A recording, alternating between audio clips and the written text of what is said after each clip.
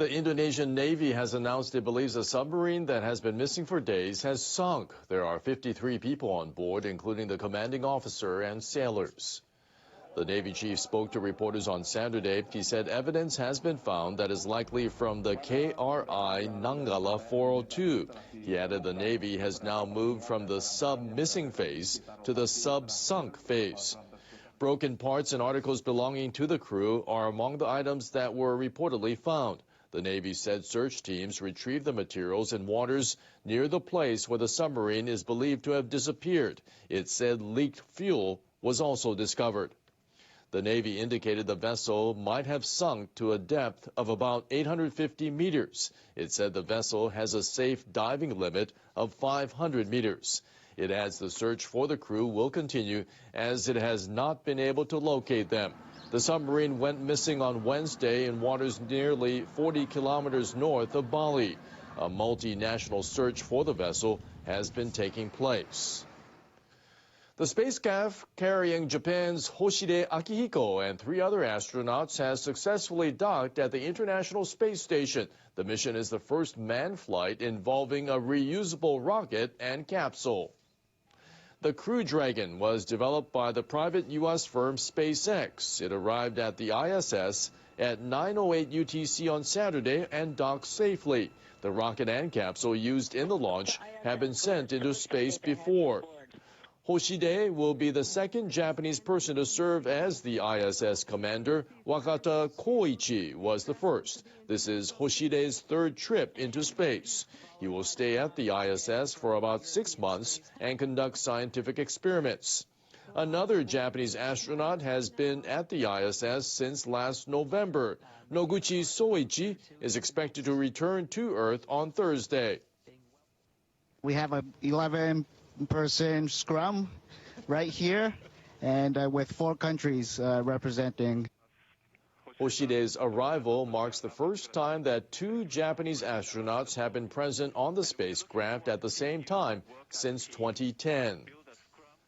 Southeast Asian leaders are urging Myanmar's military to end violence and free political prisoners in the country. They're also planning to appoint a special envoy to mediate in the crisis. Leaders of the Association of Southeast Asian Nations met the head of Myanmar's military junta in Jakarta on Saturday. They issued a statement after the meeting calling for constructive dialogue among all parties concerned to find a peaceful solution to the emergency. Indonesian President Joko Widodo spoke after the gathering, describing the situation in Myanmar as unacceptable. Myanmar's military and police are on high alert after social media calls to protest the junta chief's attendance at the ASEAN meeting. The largest number of soldiers and police officers seen in recent weeks have been deployed in the biggest city, Yangon. Over in Australia, people took to the streets of Sydney on Saturday to demonstrate against discrimination and violence targeting the nation's Asian community. More than 100 protesters gathered in the country's largest city, some carrying signs saying "Stop Asian Hate." Organizers say they're reacting to growing reports of verbal abuse against Asian residents since the outbreak of the coronavirus pandemic.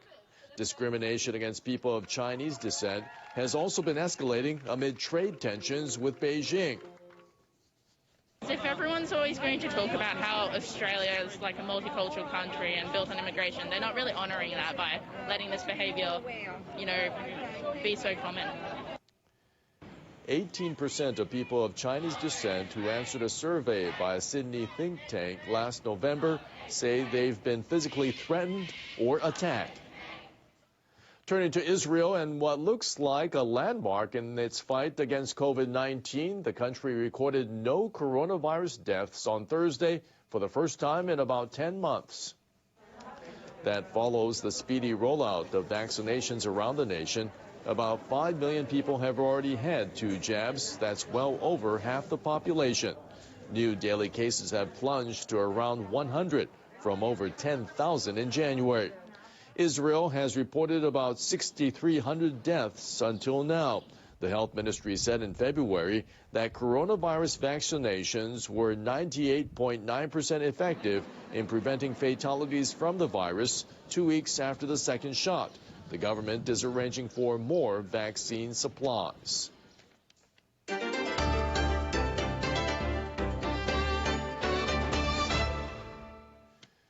In Japan, leaders have declared a state of emergency for Tokyo and 3 western prefectures in a bid to halt another surge in coronavirus cases. The measure goes into effect on Sunday, just before the country enters a week-long holiday period.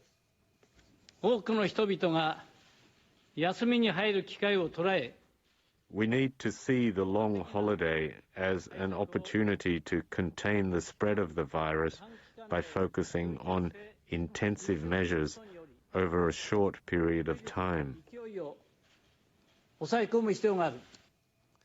This is the third emergency decree for Japan since the pandemic began. It will cover Tokyo, Osaka, Kyoto, and Hyogo prefectures and remain in effect for just over 2 weeks through May 11th.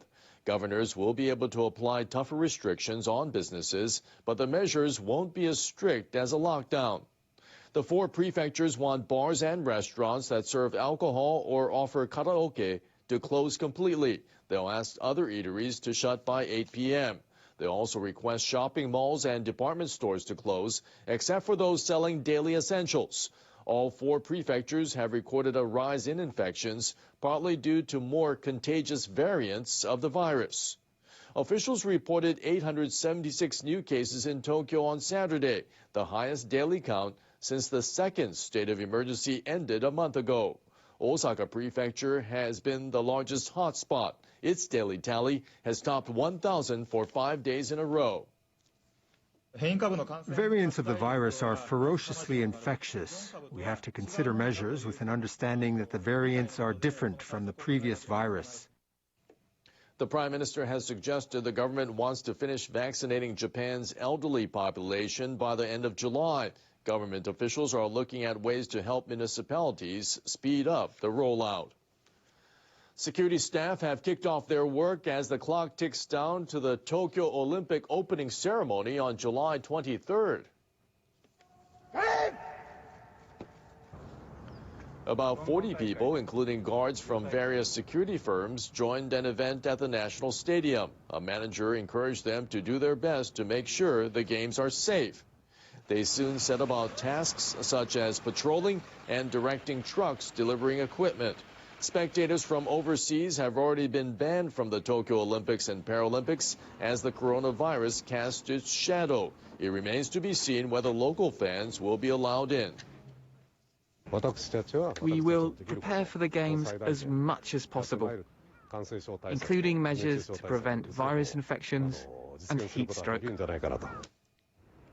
The Olympic Organizing Committee has arranged for 14,000 security personnel to be available for the event. It will review that depending on the situation. Doctors at a hospital in the Indian capital, Delhi, say that at least 25 critically ill coronavirus patients have died due to a shortage of oxygen. Delhi Chief Minister warned that oxygen tankers are being seized by other states. Southeast Asian leaders have told Myanmar's military to end the violent crackdown in the country. They want to appoint an envoy to resolve the crisis, which began when the army seized power in a coup last February. The Indonesian military has announced that a Navy submarine missing since Wednesday has sunk. It had 53 sailors on board. Search teams have discovered debris from the vessel, including items from inside, such as prayer mats. And President Joe Biden has declared that mass killings of Armenians under Ottoman rule in the First World War constituted genocide.